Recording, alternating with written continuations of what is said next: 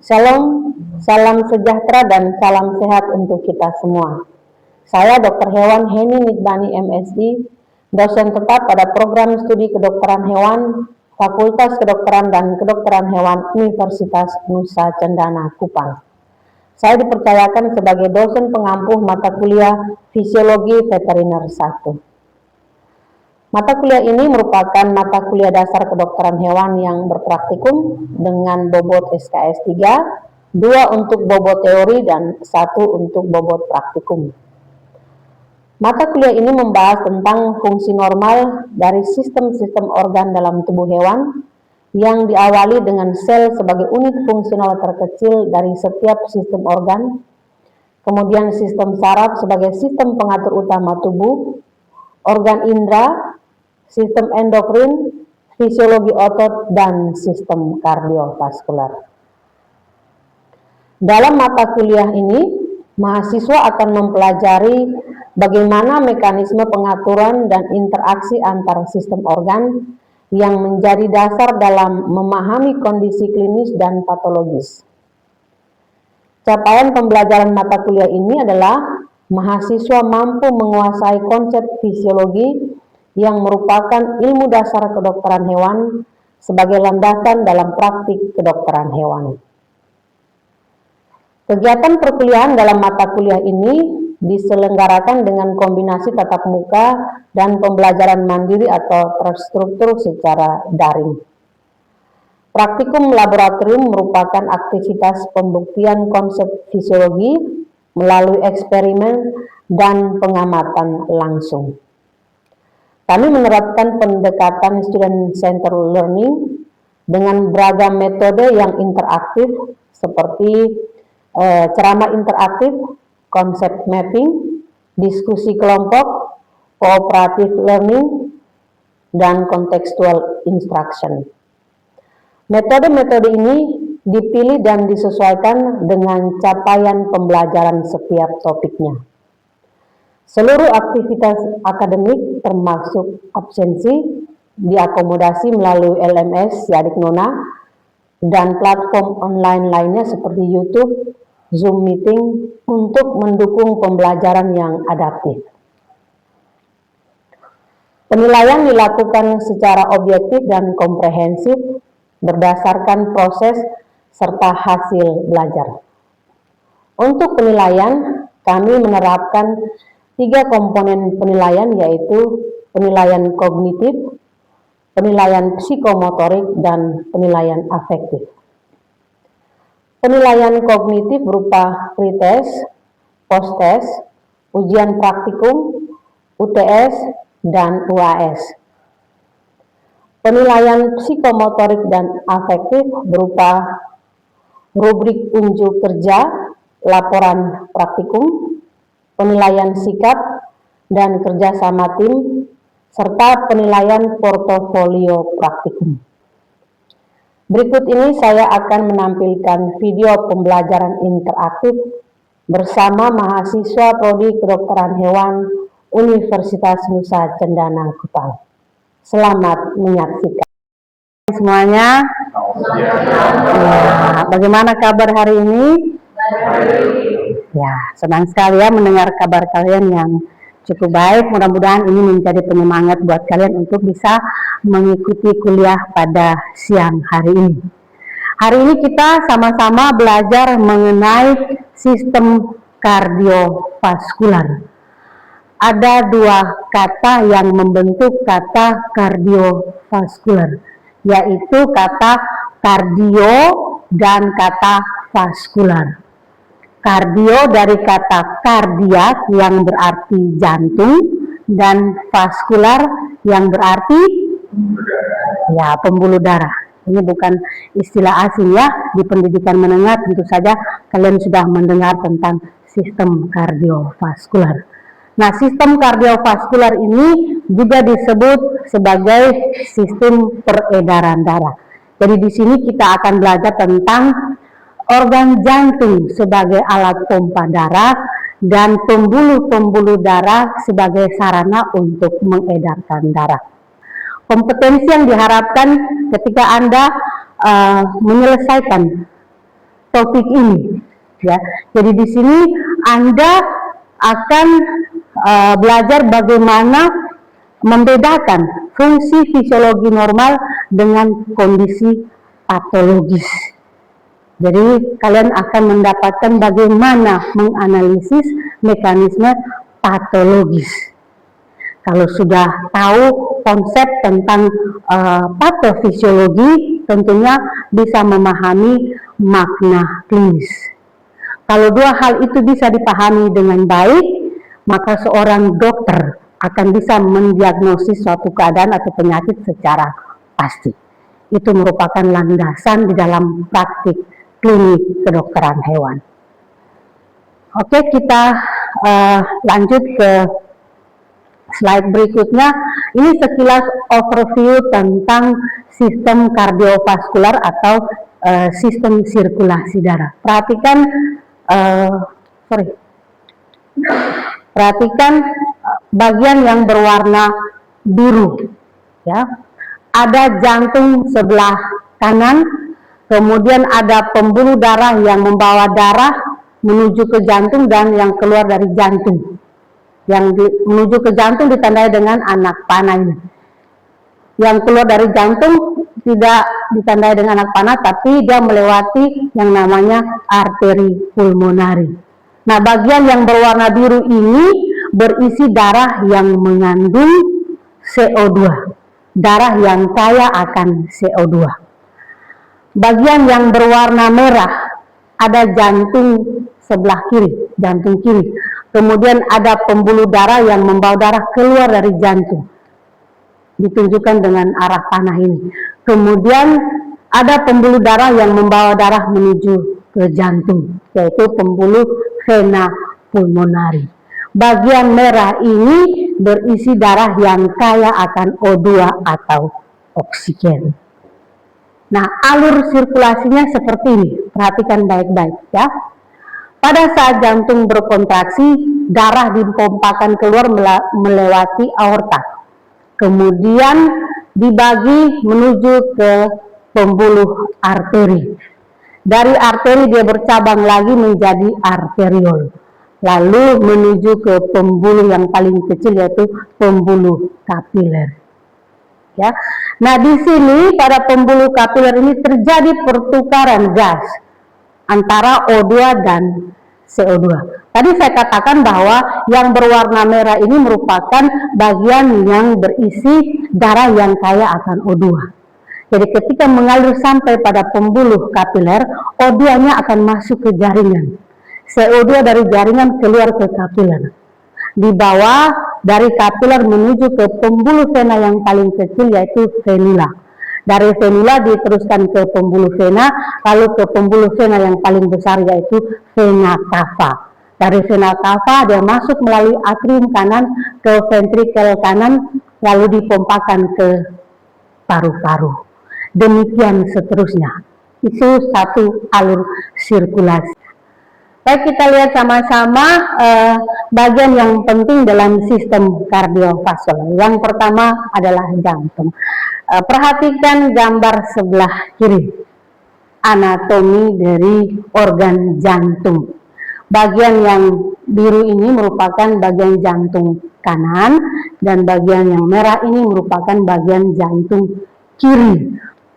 Pada pendidikan menengah, Anda mengenal bagian-bagian ini, ruang-ruang ini dengan istilah bilik dan serambi. Nah, mana yang bilik, mana yang serambi?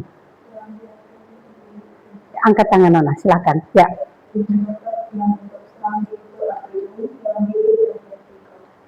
Serambi itu yang atrium, bilik itu yang ventrikel. Ada yang lain? Atau sama semua jawabannya? Ya, serambi. Kata serambi itu artinya beranda atau teras. Dia berhubung, kalau dalam sebuah rumah, dia berhubungan dengan lingkungan luar. Kalau bilik artinya kamar. Kamar berarti dia masuk lagi ke dalam. Berarti ini disebut dengan bilik. Yang ini serambi, karena dia berhubungan dengan ini, daerah luar ini, ya. Nah, kita masuk ke bagian yang kedua, dalam sistem peredaran darah atau sistem kardiovaskular, yaitu mengenai pembuluh darah. Ya, ada tiga tipe pembuluh darah yang ada di dalam tubuh. Yang pertama itu pembuluh arteri, yang kedua pembuluh vena, dan yang ketiga adalah pembuluh kapiler. Ya, coba Anda berikan pengertian tentang pembuluh arteri dan vena yang merepresentasikan pembuluh arteri dan vena secara keseluruhan. Ya, silahkan. Jadi dokter, kalau misalnya pembuluh darah vena itu sendiri merupakan pembuluh darah yang membawa darah untuk mendekati jantung. Sedangkan pembuluh darah arteri itu sendiri itu membawa darah dari jantung untuk ke seluruh tubuh. Lalu pembuluh darah vena itu sendiri biasanya tuh mengandung karbon dioksida yang tinggi, sedangkan pembuluh darah arteri ini biasanya tuh mengandung oksigen. Ya, bagus sekali jawabannya ya. Jadi pembuluh arteri adalah pembuluh darah yang membawa darah keluar dari jantung. Pembuluh vena adalah pembuluh darah yang membawa darah menuju ke jantung. Itu pengertian pembuluh darah arteri dan vena yang merepresentasikan pengertian pembuluh darah arteri dan vena secara keseluruhan. Kita lihat satu persatu bagaimana penampakan fisik dari pembuluh arteri dan vena. Ya. Kalau kita lihat di sini, nah, luas penampang dari pembuluh vena ini dia lebih besar dibandingkan dengan arteri. Kira-kira kenapa ya? Kok dia luas penampangnya lebih besar dibandingkan dengan arteri? Ya. Kenapa diciptakan demikian? Ini kan bawaan dari sononya seperti itu, ya toh? Ya, kenapa diciptakan demikian? Pembuluh arteri luas penampangnya itu lebih besar pembuluh vena luas penampangnya itu lebih besar dibandingkan dengan pembuluh arteri. Kira-kira kenapa? Ya, silahkan. Dokter, jadi pembuluh darah vena itu dia yang mengedarkan darah ke seluruh tubuh, sehingga mengubah darah ke seluruh tubuh itu harus yang besar. Hampir benar jawabannya. Ada yang lain? Ya, silakan Nona. Jadi kalau terkait dengan fungsinya, arteri sendiri kan harus sampai ke jaringan untuk darah atau oksigen. Nah, kenapa dia dengan sempit? Semakin sempit jaringannya, maka tekanannya untuk sampai ke aliran yang tujuh itu semakin kuat, sehingga dengan dia punya diameter yang lebih sempit, dia punya jalur ataupun tingkat daya tembusnya itu semakin jauh. Ya, bagus sekali jawabannya ya, Nona. Yang pertama, kenapa vena luas penampangnya lebih besar dibandingkan dengan arteri? Karena vena itu fungsinya untuk menampung darah, untuk membawa kembali ke jantung. Alat tampungnya mesti besar, karena dia tampung dari berbagai arah, dari berbagai macam venula. Venula terima dari berbagai macam kapiler. Makanya dia perlu wadah yang besar. Berbeda dengan arteri. Arteri ini dia masih di bawah pengaruh kontraksi jantung. Setiap saat jantung berkontraksi memompa darah dengan kecepatan yang tinggi. Itu menyebabkan aliran di sini lancar. Ditambah dengan luas penampang seperti ini, alirannya semakin lancar sehingga dia bisa sampai ke jaringan yang lebih luas lagi. Bisa dimengerti? Ya. Yang berikut, kalau kita lihat dari ketebalan dindingnya, di sini vena lebih tipis dibandingkan dengan arteri. Ya, kenapa arterinya lebih tebal? Ya, silahkan. Mungkin terkait dengan tekanannya. Ya, benar sekali. Jadi tekanannya itu lebih tinggi pada arteri sehingga lumennya itu lebih tebal. Iya, jadi fungsi dari ketebalan di sini adalah untuk mampu menahan tekanan. Karena dia masih dekat dengan pengaruh kontraksi jantung. Pada saat jantung berkontraksi, darah yang dikeluarkan itu dalam bentuk semburan dengan lonjakan tekanan yang tinggi. Makanya dilengkapi dengan ketebalan dinding supaya mampu menahan tekanan. Bisa dimengerti? Kalau pembuluh vena dia lebih tipis, dia jauh dari pengaruh kontraksi jantung. Aliran darah yang lewat sini dia lebih lambat, ya. Jadi dia tidak perlu dinding yang lebih tebal. Bisa dimengerti? Oke. Ya, kita lihat lebih detail keunikan dari pembuluh arteri. Yang pertama, arteri membawa darah dengan volume yang sedikit tapi dalam tekanan yang tinggi. Sudah dijelaskan tadi ya namanya. Kemudian arah percabangannya divergen. Divergen itu artinya dari satu dia bercabang. Dari satu dia membagi darah ya. Kemudian dia punya kemampuan untuk berdistensi dan kembali ke keadaan semula. Berdistensi dia punya kemampuan untuk bisa melebarkan darah. Jadi pada saat kontraksi jantung, darah disemburkan keluar, ada lonjakan tekanan.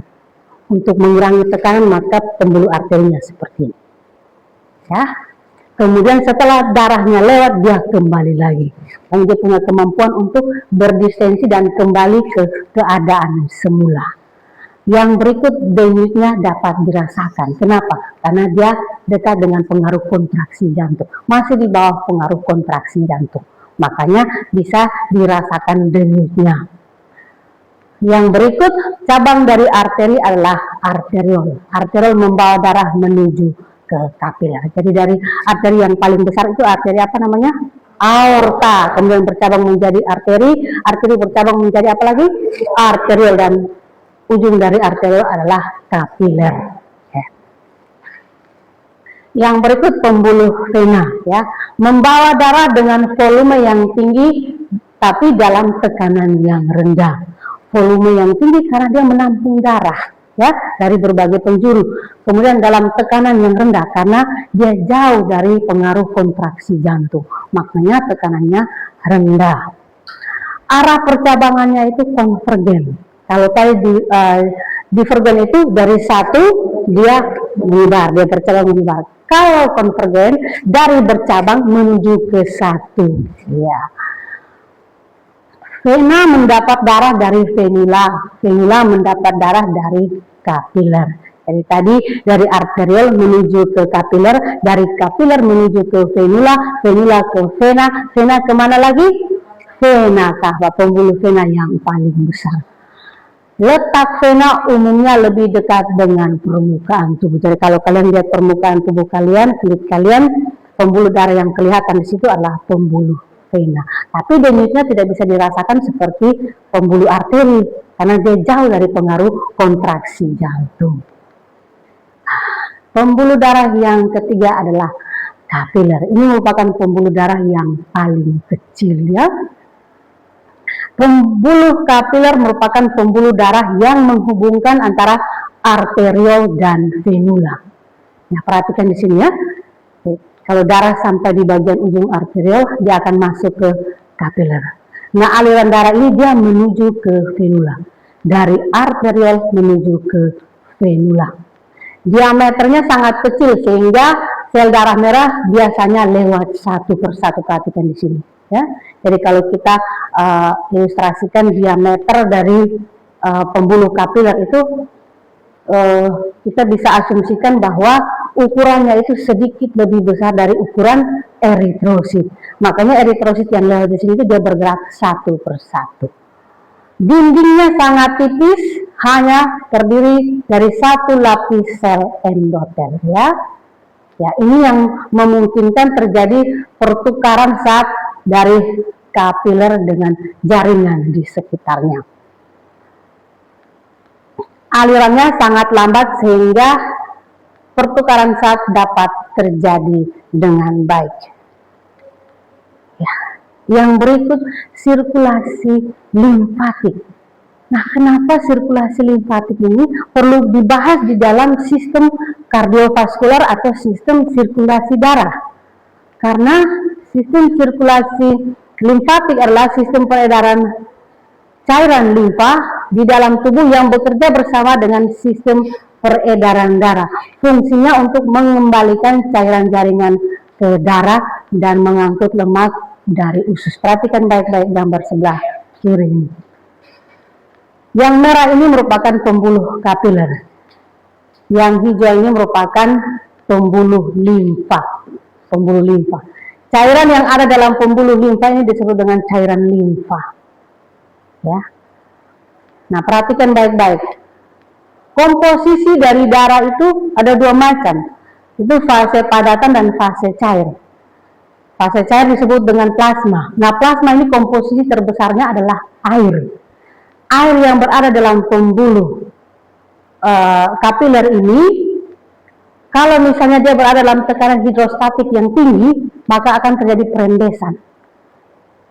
Plasma yang ada dalam pembuluh kapiler ini akan merembes ke sini, ke lingkungan yang namanya lingkungan interstisial. Kalau ini satu sel, lingkungan di luarnya namanya apa? Ekstra sel. Kumpulan dari begitu banyak sel, lingkungan di sekitar kumpulan sel-sel ini disebut dengan lingkungan interstisial. Jadi ketika plasma yang ada di dalam pembuluh kapiler ini dalam tekanan yang tinggi, plasma darah dengan tekanan hidrostatik yang tinggi, dia akan merembes ke lingkungan interstisial. Di sini akan terjadi penumpukan cairan. Nah, fungsi dari pembuluh limfa di sini untuk menyerap kembali kelebihan cairan tersebut. Nah, muara dari pembuluh limfatik ini dia menuju ke vena. Jadi kelebihan cairan tersebut dia bawa menuju ke vena. Dari vena ke apa? Ke jantung, kembali diedarkan ke sirkulasi.